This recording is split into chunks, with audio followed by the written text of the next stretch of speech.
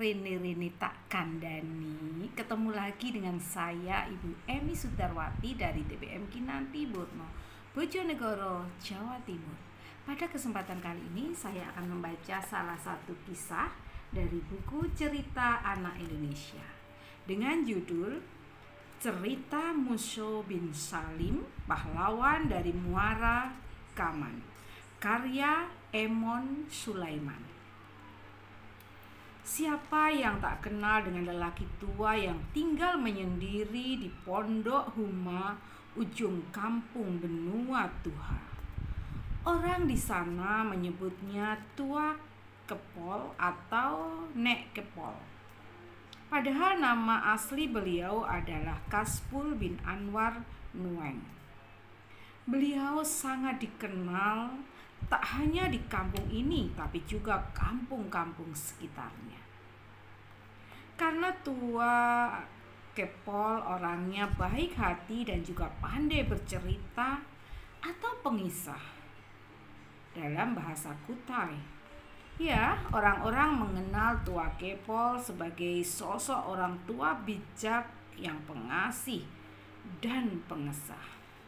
Itulah sebabnya Boncel dan teman-temannya sering ke pondok Tua Kepol. Selain akan disuguhi buah-buahan atau makanan olahan hasil kebun Tua Kepol, juga dapat dipastikan anak-anak itu akan mendengarkan cerita menarik dari orang tua bijak tersebut. Seperti sore ini, sesuai janji Boncel saat pulang sekolah siang tadi, berlima mereka ke kebun Nek Kepol. Saat mereka tiba, kebetulan orang tua tersebut sedang duduk mengerjakan sesuatu di pelatar dengan ke depan pondoknya. Apa yang kita kerjakan itu, Nek? Boncel bertanya setelah mereka duduk mengelilingi Nenek Kepol yang sedang asik bekerja. Ini namanya sesar hijab. Nanti akan dibentuk sebagai pintu masuk perangkap ikan pada alat nelayan tradisional yang disebut lukah, jawabnya.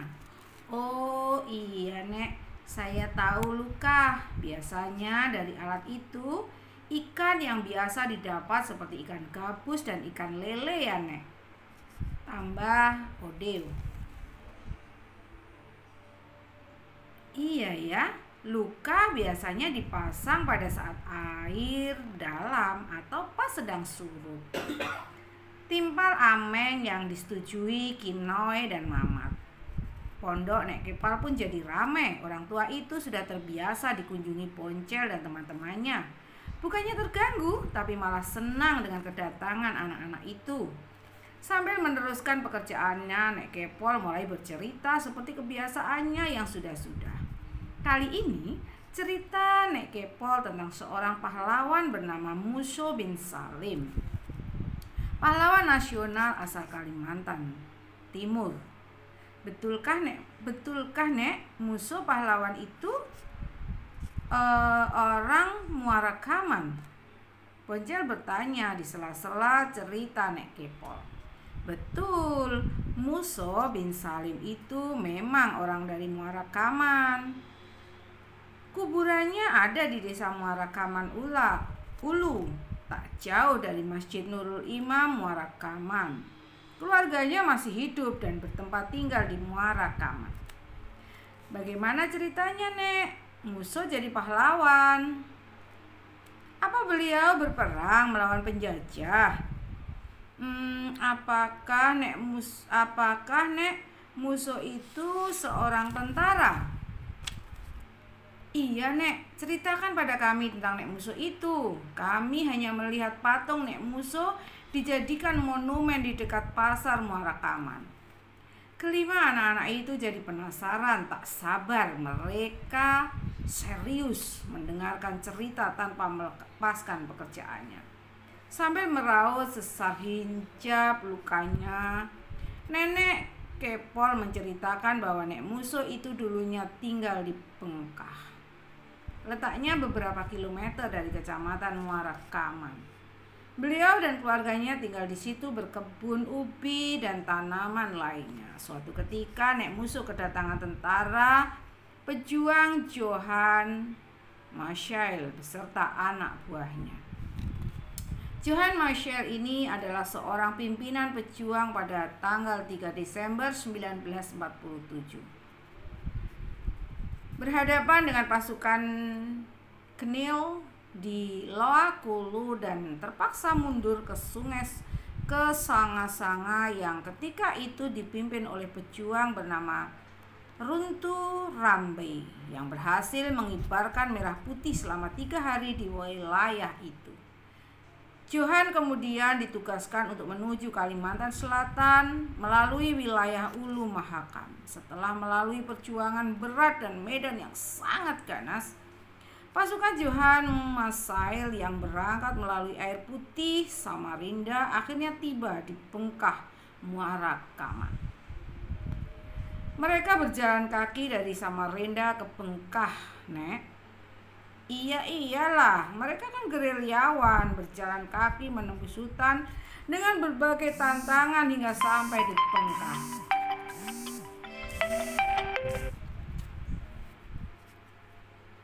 Nek, gerilyawan itu apa?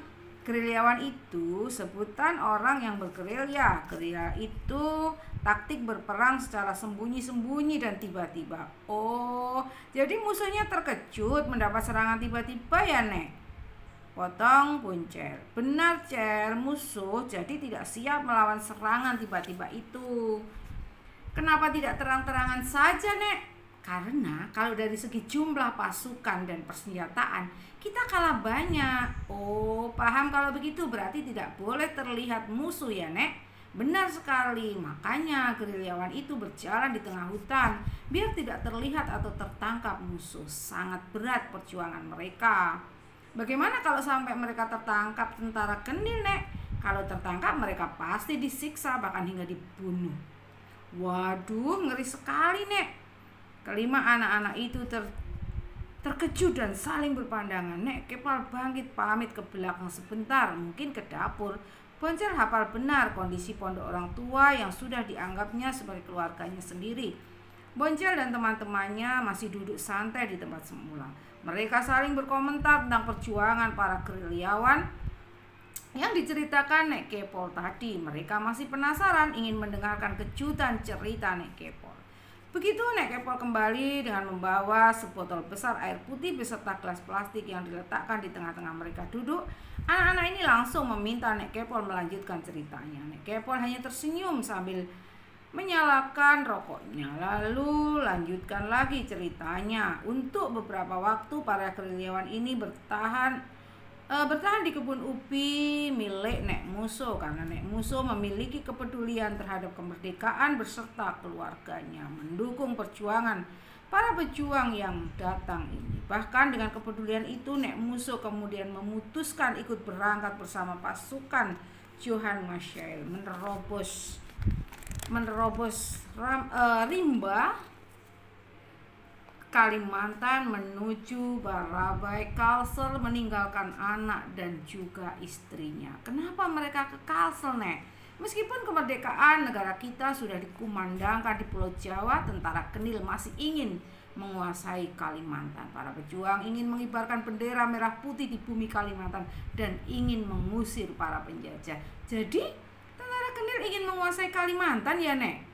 Celetuk Kinoy, betul, itulah sebabnya para gerilyawan kita berupaya mengubarkan semangat kemerdekaan ini di seluruh penjuru Kalimantan, berupaya mengibarkan bendera merah putih. Untuk itu sekian pertempuran dilakoni beberapa kali. Pasukan yang berjumlah hanya sekitar 160 orang ini berhasil mengalahkan Knil, menembus kepungan dan bertahan. Kepemimpinan Nek Musuh mulai terlihat di Sampirang Kalsel ketika pasukan mereka dikepung Knil, sehingga puncak kepemimpinan secara fisik beralih ke Nek Musuh. Sehingga puncak kepemimpinan secara fisik sudah menembus kepungan musuh, bahkan dapat menyita sejumlah senjata musuh.